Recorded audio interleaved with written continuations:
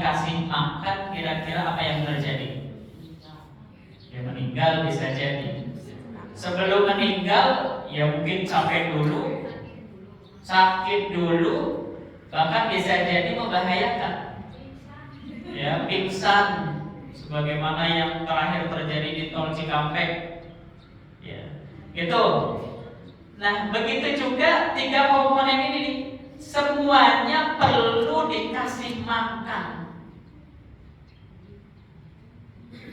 Makanan jaza jelas, kita semuanya tahu, betul? Apa makanan jaza? Ya semua ya. 4 sehat, 5 sempurna. Ditambah lagi ya nanti. Ya seblak. Seblak kita mengandung unsur 4 sehat, 5 sempurna enggak? Seblak dan makanan yang lain-lainnya. Ingat, jazat ini makanannya terbatas. Allah membatasi dengan kita disuruh makan yang halal dan thayyib. Halal dan thayyib. Tidak cukup hanya halal saja, tapi thayyib baik untuk jazat, tidak mengandung madarat, itu juga harus kita perhatikan. Dan hari ini generasi kita itu tidak hanya rusak secara akal. Data menunjukkan ternyata anak-anak hari ini itu mereka masih di usia produktif, tapi sudah tidak produktif disebabkan karena kesehatan. Hari ini yang kena diabetes itu bukan lagi orang tua, tapi anak-anak umur belasan tahun juga sudah ada yang kena diabetes. Kenapa? Karena bisa jadi dia halal, tapi tidak diperhatikan thayyibnya, baik atau tidaknya. Maka para ulama itu ketika kita menginginkan masa depan yang gemilang pada anak-anak kita, ini faktor jazat juga harus kita perhatikan. Karena hari ini banyak anak-anak yang dia sudah jadi orang tua secara fisik. Memang usianya masih muda, tapi kekuatannya ibarat orang tua karena tidak sehat. Itu makanan jazat kita semua tahu. Makanan jiwa apa kira-kira? Salat. Nah, betul sekali. Makanan jiwa di sini adalah kata para ulama itu ibadah, termasuk khususnya sholat atau juga kebaikan. Setiap ibadah yang kita lakukan itu akan mengokohkan, menguatkan jiwa kita. Makanya orang yang dia istiqomah dalam ibadah, dalam kebaikan, jiwanya tangguh, tidak mudah rapuh, tidak mudah menyerah. Lalu makanan akal itu adalah ilmu. Itu makanan akal. Jadi ketika kita belajar, itu sedang ngasih amunisi, sedang ngasih akal kita. Sebagaimana jazat, kalau dia tidak dikasih makan, dia akan lapar. Nanti dia akan mungkin sakit, begitu juga jiwa dan akal. Kalau tidak dikasih makan pun lama-lama sakit. Hanya tantangannya, kalau jazat ini lapar, itu kan kita semua tahu, betul? Dan kita ngomong, yang mana bu lapar, ngomong. Tapi kalau jiwa dan akalnya lapar, ngomong nggak, kerasa nggak? Kerasanya itu tidak langsung. Jiwanya nggak tenang, risau, khawatir, mudah putus asa. Ini berarti jiwanya lapar, butuh dikasih makan. Dan sebalik, begitu juga akal. Ketika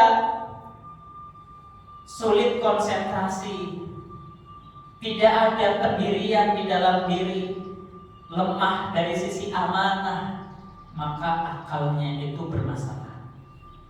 Dan hari ini di antara faktor terbesar perusak akal itu ada di rumah-rumah kita.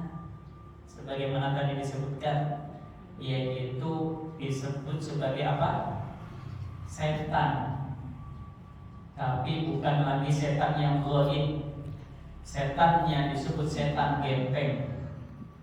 Apa itu? HP. Iya, betul.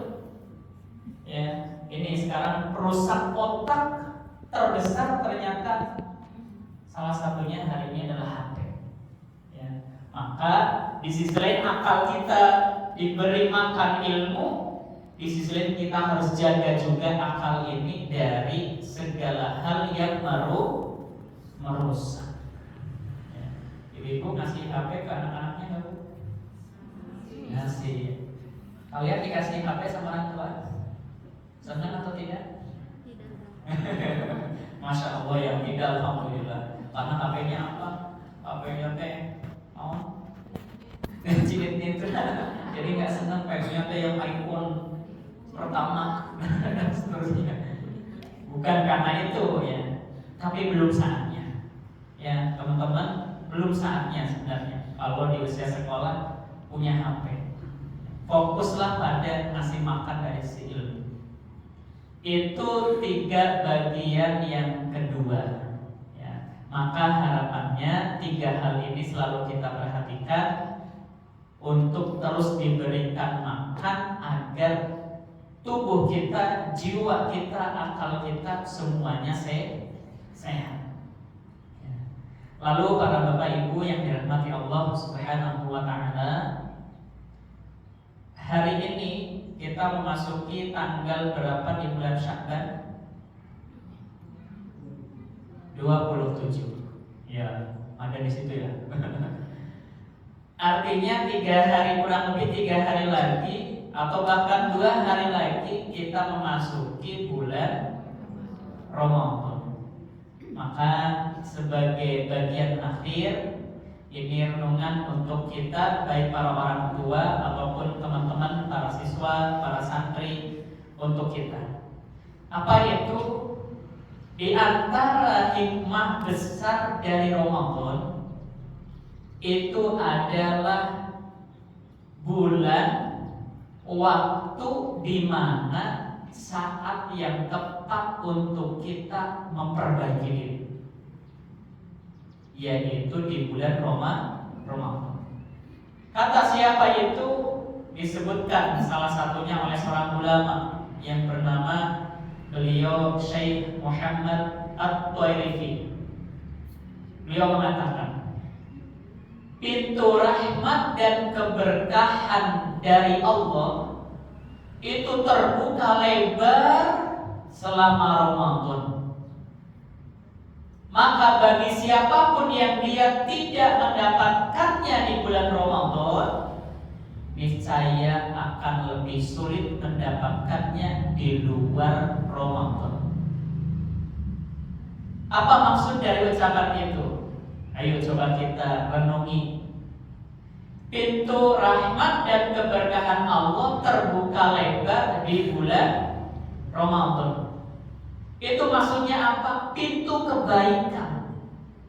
Kalau kita ingin memperbaiki diri, baik diri kita sebagai orang tua atau kita sebagai anak, sebagai siswa, kalau ingin mengupgrade diri kita, memperbaiki diri kita, waktu yang tepat itu di mana?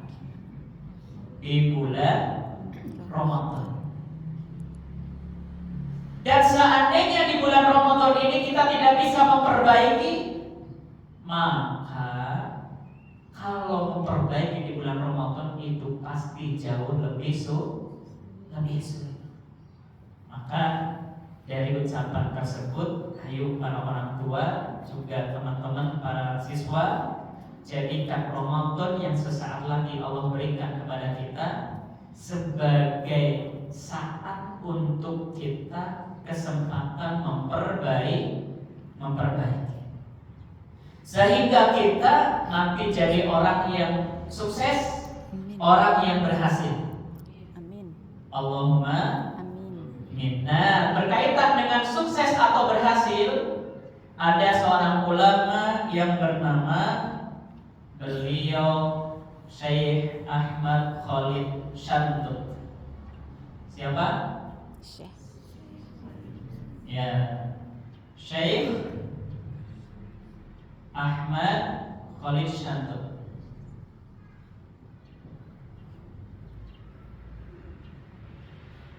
Kata beliau, ada 3 faktor penentu keberhasilan pendidikan anak.